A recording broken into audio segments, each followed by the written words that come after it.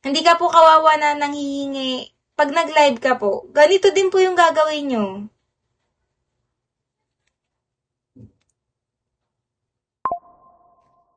Trabaho lang din po.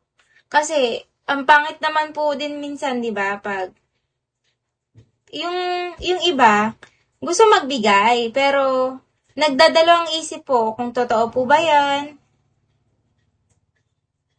Ganyan na lang. Kasi syempre nagtatrabaho din ang host. Opo.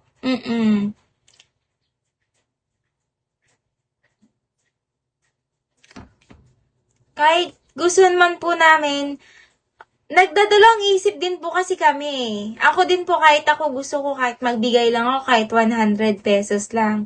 Kaso, alam niyo po yun, ako nagla-live ako kahit na nababastos ako dito sa Bico, okay lang. 'Di ba? Kasi pinipilit kong magtrabaho, kumita ng maayos. Kayo din po sana ganun. Dami nga nagla-live na pwede. Oo nga. Mag-live na lang po kayo. Kick nyo na lang kaya maraming na-stress sa kanya.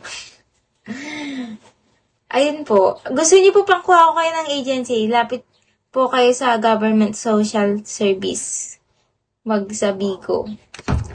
Opo, ganun lang po. Magbigo po kayo. Pwede po yun. Bali, nabinat kasi ako, ma'am. Tas, kapanganak ko lang. O, sige po, ganito na lang.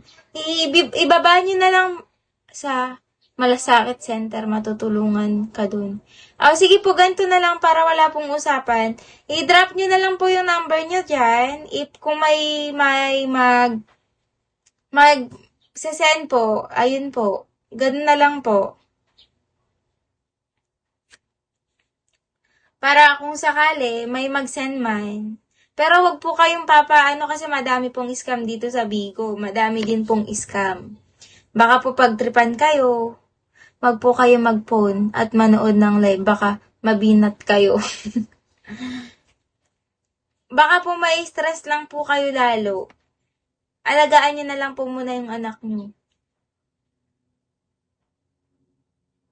Ako din kasi dati, nagumpisa ako sa live sa Bigo.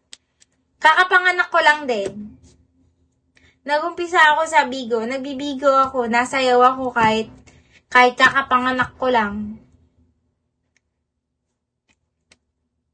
Ang bait naman ng puso mo, Puji. Akin ka na lang.